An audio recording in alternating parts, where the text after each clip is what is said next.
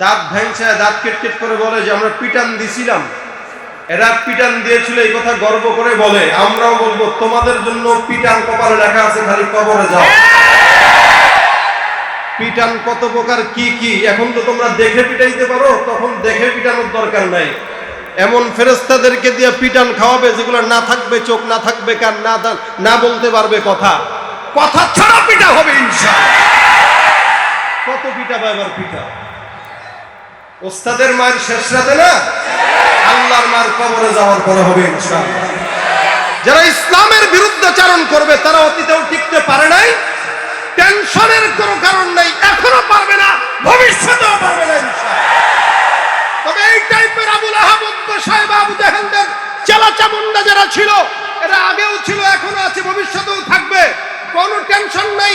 ফেরাউন যখন ছিল, ফেরাউনের আগে নিষ্ঠা হযরত মুসা আলাইহিস সালাম দাঁড়িয়েছেন। যখন নাকি আবু জেহেল ছিল, আবু জেহেলের পরিবর্তে মুহাম্মদুর রাসূলুল্লাহ দাঁড়িয়েছেন।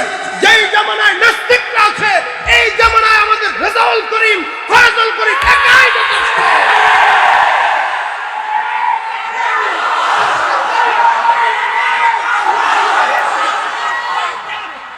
আল্লাহ পাক আমাদের ওলামা একরামদের সঙ্গে থাকার তৌফিক দেন, বলেন আমিন। মুসলমানদের পক্ষে থাকবেন তো ইনশাআল্লাহ? ইনশাআল্লাহ। বনি ইসরায়েলের মতো যেন না হয় যে হুজুর আপনি যান, ইন্না হাহুনা কাঈদুন, আমরা এখানে বসা আছি, এটা যেন না হয়। আমাদের স্লোগান হবে এরকম, ওলামা একরাম যাবে, ওলামা একরামের পিছনে আমরাও থাকবো ইনশাআল্লাহ। ইসলামের জন্য যদি প্রয়োজন হয়, রক্ত যতদিন থাকবে ততদিন ইসলামের জন্য থাকবো, ততদিন থাকবো ইনশাআল্লাহ, ঠিক কিনা? লড়াইয়ের ওই ময়দানেতে যেতে তোমাকে হবে, প্রয়োজনে সব রক্তটুকু জমিনেই ঢেলে দেবে। লড়াইয়ের ওই ময়দানেতে যেতে তোমাকে হবে, প্রয়োজনে সব রক্তটুকু জমিনেই ঢেলে দেবে। তবুও তোমায় লড়তেই হবে, মানিবে না পরাজয়, তবুও তোমায় লড়তেই হবে, মানিবে না পরাজয়। বিপ্লব মানে জীবন দেয়া, বসে থাকা নয়, সে কোনদিন আসবে না রে, বলেন, সে কোনদিন আসবে না রে। আসবে বিজয় রক্ত আর জীবনের বিনিময়, আসবে বিজয় রক্ত আর জীবনের বিনিময়। বিপ্লব মানে জীবন দেয়া, বসে থাকা নয়, সে কোনদিন আসবে না রে, করো যদি ভয়। ঠিক না ঠিক?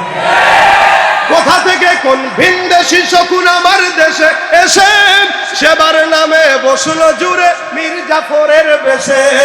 ওদের করতে নাস্তানাবুদ হতে হবে নির্ভয়, ওদের করতে নাস্তানাবুদ হতে হবে নির্ভয়। বিপ্লব মানে জীবন দেয়া, বসে থাকা নয়, সে কোনদিন আসবে না রে, করো যদি ভয়।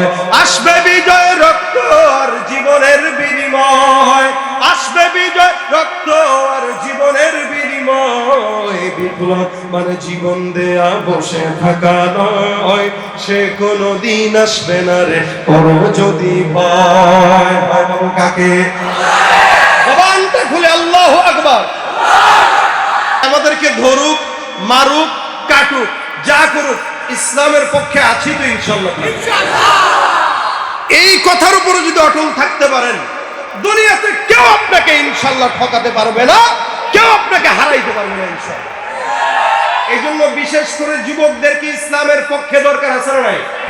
এখানে অধিকাংশরাই যুবক, অধিকাংশরা কি? আমি যদি এখন হাত তুলে দেখবেন অধিকাংশরা এখানে যুবক এসেছে, মুরব্বী দাড়ি পাকাওয়ালা খুবই কম।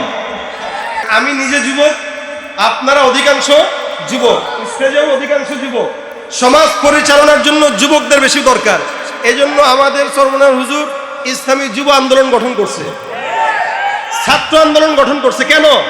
ছাত্র যেগুলা কলেজে যাওয়ার পরে যেন সন্ত্রাস না হয়, এগুলো যেন আল্লাহ বলা হয়। যুবক এরা যুবক হওয়ার পরে যেন উল্টাপাল্টা কাজ না করে, এখানে যুব আন্দোলন। এদের কাজ হলো ইসলামের খেদমত করা, ঠিক না? সমাজের যুবকেরা মাদক, ইয়াবা, গাঁজা, ফেন্সিডিল যা আছে এগুলোর সাথে অধিকাংশ যুবকেরা জড়িত আছে, কোনো না কোনো। যুবকরা না, যুবকের বাপেরাও জড়িত। এখন এই সমাজের যুবকদেরকে মাদক দ্রব্য থেকে বাঁচায় রাখার দায়িত্ব আমাদের, ঠিক না?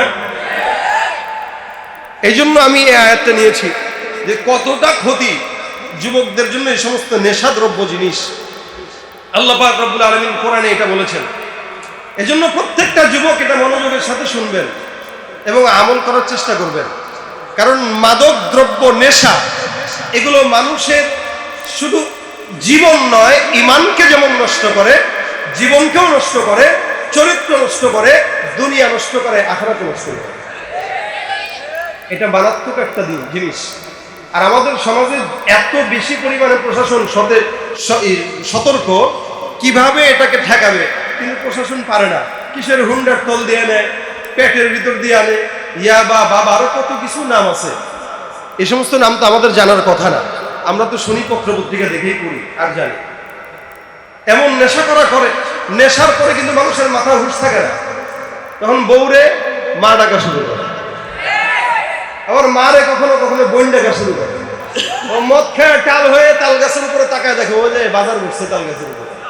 কি এমন কঠিন পরিস্থিতি! এই জন্য আল্লাহ পাক রব্বুল আলামিন মদটাকে ইসলামে হারাম করেছে। যারা মদ খায় এরা দেখবেন উল্টাপাল্টা কথা বলে। এই মদটা খেয়ে আসার পরে যখন মাইক পায় তখনই কথাবার্তা উল্টাপাল্টা হয়ে যায়। আর যদি মুনাজাত ধরে তাহলে জান্নাতকে জাহান্নাম বানায় দেয়। সবকিছু ডাইরেক্ট বলা লাগে না, বুঝতেছেন তো নাকি?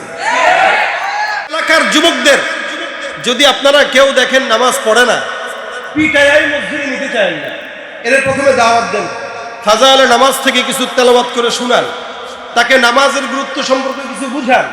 না আসলে গালি দেওয়া দরকার নেই, আস্তে ধীরে বুঝান। 4-5 জন মিলে একসঙ্গে গল্প করতেছেন, এখন আপনি মাঝখানে নামাজের সময় হলে গল্প বাদ দিয়ে মসজিদে চলে যান। এই 4-5 জন যদি মুসলমানের বাচ্চা হয়, একদিন না একদিন চিন্তা করবে, কিরে আমাদের সঙ্গে গল্প করে নামাজের সময় নামাজ পড়তে চলে যায় আর আমরা এখানে দাঁড়ায় থাকি, কেমন দেখায়, চল আমরাও যাই। 1 সপ্তাহ পরে দেখবেন এই যুবকরা আপনার সঙ্গে নামাজে চলে গেছে। আর আপনি যদি শুরুতে করেন, এই বেঈমানের বাচ্চা, মুনাফিকের বাচ্চা, কাফেরের বাচ্চা, তুই নামাজ পড়ছ না, তোর ঈমান নাই, সে বলবে এই হুজুরের বাচ্চা, হুজুর তুই তোর নামাজ পড়, যা। গালি দিয়ে বলবে তুই তোর নামাজ পড়। এই জন্য ইসলামে আল্লাহ পাক বলছেন, উদউ ইলা সাবিলি রাব্বিকা বিল হিকমাতি ওয়াল মাউইযাতিল হাসানা। বিল হিকমা ওয়াল মাউইযাতিল হাসানা। হিকমা মানে পিটান খাওয়ার ভয়ে চুপ করে বসে থাকা না। হিকমাতের মুফাসসিরিন ইকরাম বলেন, হিকমত মানে কি জানেন? হিকমা মানে হইল হকের পথে চলার জন্য কোন পথটা অবলম্বন করলে ইসলামের পথে চলা সহজ হবে, ওই পথটা অবলম্বন করার নাম হইল হিকমা। কিন্তু আমাদের দেশে হিকমা মানে হইল পিডান থেকে বাঁচার জন্য মিথ্যা কথা, হক কথা বন্ধ করে আর বলে আমি হিকমা অবলম্বন করছি। কিন্তু হিকমা এটাকে বলে না।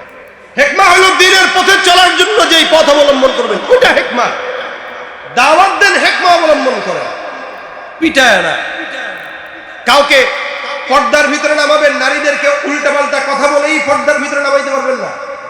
কারণ আমাদের দেশের নারীরা এমনি উল্টাপাল্টা, আরো যদি বেশি চাপ দেন কয়দিন পরে দেখবেন এরা উলঙ্গ অবস্থায় রাস্তায় বের হইতেও দ্বিধা করবে না, শুধুমাত্র আমাদের উপরে রাগ করে, এমনিও তো পড়তে চায় না। এই জন্য তাদেরকে পর্দার ফজিলত বুঝান। এখন যারা বুঝবে না এদের কপালে তো হেদায়েত নেই, এদের জন্য হেদায়েতের দোয়া করা ছাড়া আর কিছু নাই। কারণ আমাদের দেশের অনেক মানুষরা আছে, অনেক নারীরা আছে যারা বুখারী শরীফের সহ সিয়াসিত্তার কিতাব পড়ে কিন্তু পর্দার বিধান খুঁজে পায় না। এদের কাছে আপনি আর কি হেদায়েতের দোয়া করবেন বলেন? আর এদের কাছে কিসের পর্দার বিধানের কথা বলবেন বলেন? এই জন্য আমাদের দোয়া করা ছাড়া কিচ্ছু নাই, কিন্তু এদেরকে বুঝাইতে হবে যে না, সিয়াসিত্তার হাদিস যদি তুমি পড়তে পারো তাহলে পর্দার বিধানটাও তুমি পড়ছো, আর যদি না পড়ো তার মানে বোঝা গেল তুমি পড়ো নাই, চাপাবাজি করেছো। কারণ যে হাদিস পড়বে, কোরআন পড়বে, পর্দা ওখানে আছে না নাই, মদ হারাম আছে না নাই, এরপরেও যারা ইসলাম মানে বলে কিন্তু মদ খাওয়া ছাড়তে পারে না, পর্দা করতে পারে না, বোঝা গেল এরা ইসলামের বলিয়াও রায়, মাগার ইসলামের ধারের কাছেও নাই।